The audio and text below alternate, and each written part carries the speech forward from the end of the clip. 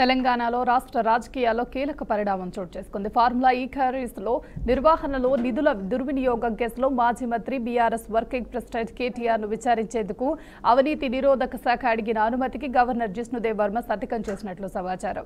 ఈ నిర్ణయంతో కేసు దర్యాప్తు వేగం పెరిగే అవకాశం కనిపిస్తుంది. త్వరలోనే కేటీఆర్ పై అభియోగాలు నమోదు చేసే దిశగా ఏసీబీ సిద్ధమవుతుంది. విచారణ పూర్తయ్యాక ఛార్జ్షీట్ కూడా దాఖలు చేసే అవకాశం ఉంది. ఇదే కేసులో కీలక నిందితుడిగా పేర్కొన్న ఐఏఎస్ అధికారి అరవింద్ కుమార్ పై అనుమతి కోసం రాష్ట్ర ప్రభుత్వం డీఓపీటీకి లేఖ రాసింది. కేంద్రం అనుమతి ఇస్తే ఆయనపై కూడా కేసులు నమోదు చేసే అవకాశాలు కనిపిస్తున్నట్లు అధికారిక వర్గాలు వెల్లడించాయి.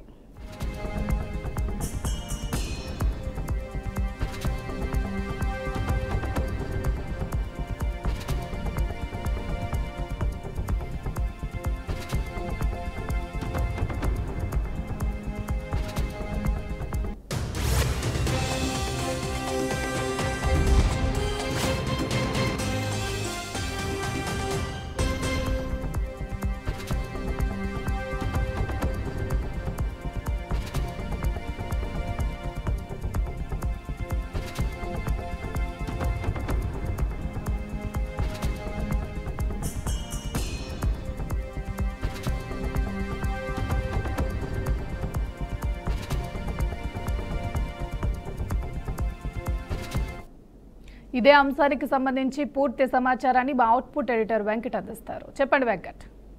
ఫార్ములా ఈ రేస్ కేసులో దర్యాప్తు వేగవంతమైంది. ఇప్పటికే ఏసీబీ దీన్ని విచారిస్తోంది. ఇప్పటికే ఆయన ఎవరైతే ఆరోపణలు ఎదుర్కొంటూ నిందితుడిగా భావిస్తున్నారో కేటీఆర్, మాజీ మంత్రి కేటీఆర్ ఇప్పటికే 2-3 సార్లు ఈడీ విచారణకు అటెండ్ అయ్యారు. అదేవిధంగా ఏసీబీ కూడా 2-3 సార్లు విచారించడం జరిగింది.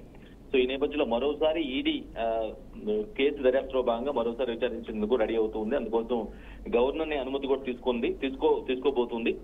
ఎందుకంటే ఈ కేసులో ఫార్ములా ఈ రేస్ కేసు సంబంధించి అంటే ఆ రేస్ కండక్ట్ సంబంధించినటువంటి లావాదేవీలు కావచ్చు, ట్రాన్సాక్షన్స్ కావచ్చు, మనీ లాండరింగ్ కోణం కూడా ఉంది అనేది ఇప్పటికే ఈడీ ఒక నిర్ణయానికి వచ్చింది. సో అంటే విదేశీ నుంచి నిధులు మళ్లించడం కానీ విదేశాల నుంచి ఖాతాలు అటు మార్చడం కొంత బ్లాక్ ని బయటగా చేసే ప్రాస్పెక్ట్ లో భాగంగా ఇట్లా నిధులు మనీ లాండరింగ్ జరిగింది అనేది ఒక బలమైనటువంటి అలిగేషన్. ఈడీ కూడా ఇప్పటికే దానికి సంబంధించి ఒక నిర్ధారణకు వచ్చింది. అందులో భాగంగా ఒకసారి ఆయన విచారించడం కూడా జరిగింది. సో మరోసారి ఇప్పుడు మళ్ళీ విచారించేందుకు గవర్నర్ అనుమతి తీసుకునేందుకు రెడీ అవుతుంది.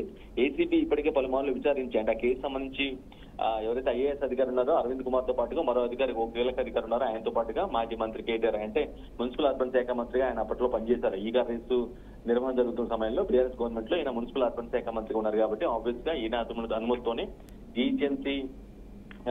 జిహెచ్ఎంసీ యొక్క యాక్చువల్గా జిహెచ్ఎంసీ పరిధిలో ఉన్నటువంటి ఈ కార్ రేస్ నిర్వహణ దానికి సంబంధం లేకుండా ఆ జిహెచ్ఎంసీ దానితో అనుమతులు లేకుండా నిర్వహించారు. సో దట్ నిధుల మళ్లింపు కావచ్చు, లేదంటే నిధులకు సంబంధించి ట్రాన్సాక్షన్స్ ఏవైతే ఉంటాయో, చెల్లింపులు ఏవైతే ఉంటాయో, సదరు సంస్థకు చెల్లింపులు ఏవైతే ఉంటాయో అవి పక్కదారిలో చెల్లించారనేది ఒక ప్రధానంగా బలంగా ఈ కేసు సంబంధించి వినిపిస్తున్నటువంటి ఆరోపణ. సో అందులో భాగంగానే మనీ లాండరింగ్ కోణంలో కేటీఆర్ని విచారణ పూర్తయిన తర్వాత ఛార్జ్ షీట్ దాఖలు చేసే అవకాశాలు స్పష్టంగా కనిపిస్తున్నాయి. అదేవిధంగా ఇప్పటికే అరవింద్ కుమార్ అరెస్ట్ అయిన తెలిసిన విషయం తెలిసిందే. అతనిపై చర్యలకు కూడా ఐఏఎస్ అరవింద్ కుమార్ ఎవరైతే ఉన్నారో ఆయనపై చర్యలకు కూడా డిఓపీటీ కూడా ప్రభుత్వం లేఖ రాసింది. అంటే ఆ డిపార్ట్మెంట్ ఎందుకంటే అది కలెక్టర్ ఉన్నతాధికారులకు సంబంధించినటువంటి అది ఒక విభాగం కాబట్టి వారి యొక్క అనుమతి కూడా తీసుకోవాల్సిన అవసరం ఉందని రాష్ట్ర ప్రభుత్వం లేఖ రాసేందుకు కూడా సిద్ధమైంది. ఐఏఎస్ అరవింద్ కుమార్ ఈ విధంగా తప్పుడు దానికి పాల్పడ్డారు, ఒక విధుల్ని దుర్వినియోగం చేశారు, అప్పటి ప్రభుత్వానికి ఒత్తాసు పలికి కొంత ప్రభుత్వ నిధిని పక్కదారి చేశారనేది రాష్ట్ర ప్రభుత్వ ఆలోచన లేదా దర్యాప్తు సంస్థల ఆలోచన కాబట్టి సో ఆయనపై చర్యలు తీసుకునేందుకు వీలుగా డిఓపీటీకి లేఖ రాయడానికి కూడా సిద్ధమవుతుంది. అంతేకాదు ఒకవేళ కేంద్రం అంటూ అనుమతిస్తే అరవింద్ కుమార్ పై కేసు నమోదు చేసేందుకు కూడా సిద్ధంగా ఉన్నట్లుగా స్పష్టంగా అర్థమవుతూ ఉన్నారు. సో ఐఏఎస్ అరవింద్ కుమార్, అదేవిధంగా కేటీఆర్, మరో కీలక అధికారి వీళ్ళ ముగ్గురు చుట్టే ఎక్కువగా తిరుగుతూ ఉంది.